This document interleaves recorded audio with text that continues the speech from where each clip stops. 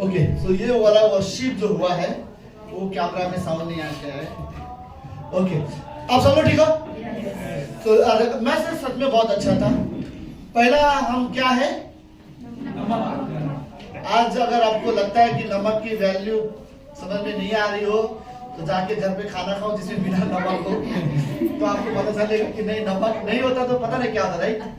और अच्छा पॉइंट था कि नमक सिर्फ स्वाद के लिए नहीं होता, बट नमक कुछ चीजें को खराब होने से भी बचाता है, राइट। सो नमक का और एक काम है, पता है आपको? आप पूरा खाना बनाओ, उसके बाद ऊपर से नमक डाल दो और फिर घुमा के छोड़ दो। नमक डालने के बाद ही जो खुशबू है खाने का वो बाहर फैलता है, राइट। ये शायद विजय शेफ है, विजय को पता होगा शायद, जैसे वो बोल रहा था वो शेफ है, राइट। सो ओके, हम इस जगत के नमक है और आपको पता है इस जगत ने सच में स्वाद खो दिया है परमेश्वर का, राइट। परमेश्वर की सच्चाई का स्वाद, रियल परमेश्वर कौन है, ये स्वाद लोगों ने खो दिया है, राइट। और यीशु मसीह बोलता है तुम जगत के नमक हो, तो हमारे जरिए लोग परमेश्वर को जानेंगे और फिर लोग जानेंगे सच्चा स्वाद किसमें है, राइट। तो सच्चा परमेश्वर कौन है? सच्चा प्रेमी परमेश्वर, दया करने वाला परमेश्वर, पाप को क्षमा करने वाला परमेश्वर। ये स्वाद सच्चा कहां से आएगा और लोग पहचानेंगे। और कहीं ना कहीं हमें हाँ यार यही जरूरत है कि लेट्स आप बाइबल पढ़ो, लोग आपको पढ़ेंगे, राइट। आप सिर्फ बाइबल पढ़ो, लोग आपको पढ़ेंगे। आई थिंक ये भी एक फर्क पड़ता है। और दूसरा एक संदेश अच्छा था, परमेश्वर के साथ एकांत समय, राइट। परमेश्वर के साथ अकेले में समय बिताना। बाइबल में कई सारे लोग हैं जिन्होंने परमेश्वर के साथ अकेले में समय बिताया और वही उनकी मजबूती का कारण था, क्योंकि वो परमेश्वर के साथ समय बिताते थे। कौन था? अब्राहम परमेश्वर के साथ अकेले में समय बिताता था, राइट। हनोक अकेले में परमेश्वर के साथ चलता था, राइट। लेकिन मूसा ने जलती हुई झाड़ी में परमेश्वर के साथ अकेले में समय बिताया और उस समय परमेश्वर ने उसको तैयार किया कि इजराइल देश को लेके जाने के लिए, राइट। दाऊद परमेश्वर के साथ अकेले में समय बिताता था जब साउल राजा उसे मारना चाहता था और वो दूर भागता था। लेकिन यहाँ से साउल से बच के भाग भी रहा है, लेकिन दूसरी जगह वो परमेश्वर के साथ अकेले में समय बिताता है। तो मेरा कहना यह है, हम विश्वासी का अकेले में परमेश्वर के साथ समय बिताना बहुत जरूरी है, राइट। तो वो एक चीज बहुत जरूरी है कि हम परमेश्वर के साथ अकेले में समय बिताना सीखें। भजन संहिता 145 और उसके कौन सी पंक्ति, 18वीं पंक्ति में शायद उसमें लिखा है, जो परमेश्वर को सच्चाई के साथ पुकारता है परमेश्वर उसके नजदीक रहता है, राइट। तो आई थिंक लेट्स परमेश्वर को पुकारना सीखते हैं सच्चाई के साथ और फिर परमेश्वर हमारी नजदीक रहेगा। आमीन। ओके, लेट्स एक आज विजय नहीं, सॉरी विजय, सूरज और रिंकी का बच्चे का आज बेबी डेडिकेशन करने वाले हैं।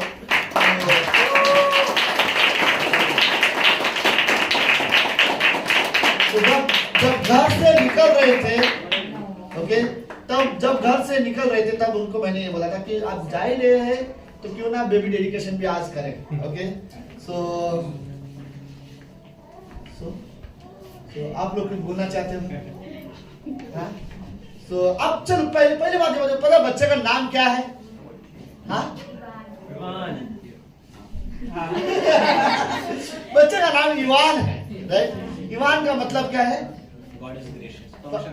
परमेश्वर अनुग्रहकारी है, राइट। ओके, पहला कोई बोलना चाहता है? अभी तो मैं इसीलिए बोल रहा था, मैंने आधा घंटा बोला, पर थैंक यू सो मच आप सभी को प्रेयर के लिए। हम सच में धन्यवाद देते हैं आप सभी का। भले आप उन जगह पर ना थे, बट मुझे पता था आप सब लोग प्रेयर कर रहे हैं। सारी चीज़ें हर एक जगह पर, हॉस्पिटल्स पूरे 9 महीने होना, उसके बाद होने के बाद डॉक्टर्स का ये भी कहना कि बहुत सारे कॉम्प्लिकेशंस होते थे बट नहीं हुए हैं, right. So I am very thankful. हमें ये बहुत बड़ी आशीष है, हमारे पास शब्द नहीं है, बट आई थिंक या गॉड इज गुड, परमेश्वर अद्भुत है। सो आई डोंट नो, बट ये बहुत बड़ा आनंद है। सो आई थिंक मैं ये चीज़ कह सकता हूँ कि विवाहित जीवन आनंद से भरा है, ये वाला भी आनंद से भरा है। अब तक तो सो रहा है, शांत रहता है, अब तक कोई तकलीफ नहीं है, राइट। आई होप आगे भी ऐसे ही रहे। So right, so that is what it is. बोलो बना ओके सो सूरज की गलतफहमी बहुत जल्दी दूर हो जाएगी। अब तक शांत है इसका मतलब ये नहीं कि आगे भी शांत रहेगा। तो पहले चलो पता है कलीसिया में बेबी डेडिकेशन क्यों किया जाता है, क्या रीजन है? आज मैं इस बारे में सोचा क्योंकि हम कई बार बच्चे पैदा होते तो हम अपने बच्चों का बेबी डेडिकेशन करते हैं, राइट? और ये बेबी डेडिकेशन इसलिए शुरुआत हुआ क्योंकि हन्ना को देखते कि उसने अपने बच्चे को शमूएल को परमेश्वर को सौंपा था। बट रियलिटी में आज की तारीख में बेबी डेडिकेशन थोड़ा अलग है। और उस समय में हन्ना ने परमेश्वर को अपना बेटा दिया और वो अपने घर चली गई, छोड़ दिया मंदिर में शमूएल को छोड़ दिया था जब उसने दूध पीना छोड़ दिया, मानो 2 साल का हुआ तो।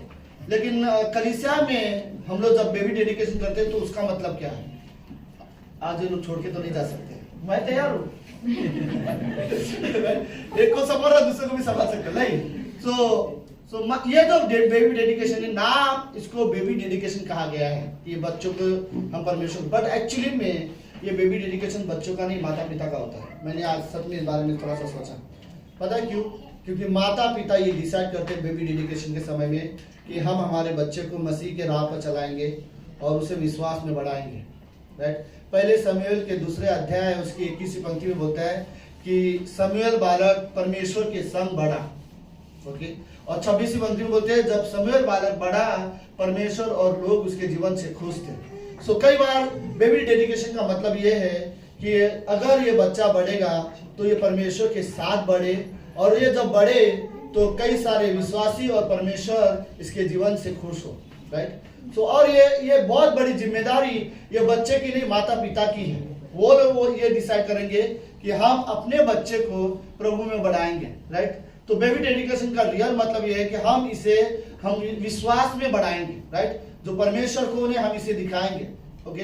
कई बार रियली जरूरत है अपने बच्चों को हम संडे स्कूल लेके आए, चर्च लेके आए, वो बोल रहे मुझे नींद आ रही चीजें नहीं, उनको डॉक्टर स्टीवन बोलते हैं बच्चों को कान मड़ो के भी छत में लेके आओ, गर्दन पकड़ के भी लेके आओ, लेकिन लेके आओ कलीसिया में, राइट? धीरे धीरे बाद में वो जानेंगे कि हमारे लिए परमेश्वर के भवन में रहना हमारे लिए कितना जरूरी है, राइट? तो बेबी डेडिकेशन का एक्चुअल मतलब ये है कि हम अपने बच्चों को परमेश्वर में बढ़ाएंगे, परमेश्वर के लिए तैयार करेंगे, उसका चित्र है, राइट? तो लेट्स हम सब प्रार्थना करते हैं आज रिंकी और सूरज के लिए खास करके कि इवन यहाँ पे कई सारे माताएं हैं, हम रियली प्रार्थना करते हैं कि हर एक व्यक्ति अपने बच्चों को प्रभु में बढ़ाए, राइट? और विश्वास में बढ़ाए, ताकि जब वो बढ़े तो परमेश्वर के संग बढ़े, जब वो बढ़े तो परमेश्वर उनके जीवन से खुश हो, इस तरह से बढ़े। लेट्स प्रार्थना करते हैं। प्रभु यीशु हम धन्यवाद देते हैं आज के दिन के लिए और एक सुंदर समय के लिए। प्रभु जब आदम और हवा को आपने बनाया और आपने दुनिया में सबसे बड़ी आशीष दी, और उस आशीष में आपने कहा कि फलो फूलो और बढ़ो, प्रभु ये आशीष है, ये ब्लेसिंग है।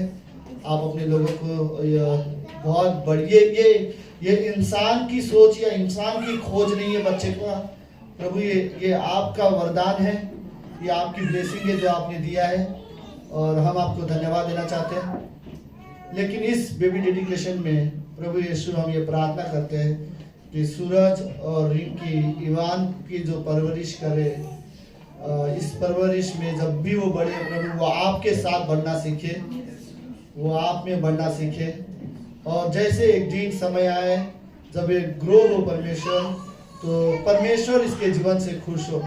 हम ये रियली चाहते हैं। इवन यहाँ पर कई सारे माता है, कई सारे पिता है, प्रभु यीशु हम ये प्रार्थना करते हैं कि हम सब अपने बच्चों की परवरिश इस तरह से करें कि वो परमेश्वर के साथ बढ़ना सीखे। पिता परमेश्वर हम धन्यवाद देते पिता परमेश्वर इस कलीसिया के लिए, यहाँ आए हुए हर एक व्यक्ति के जीवन के लिए।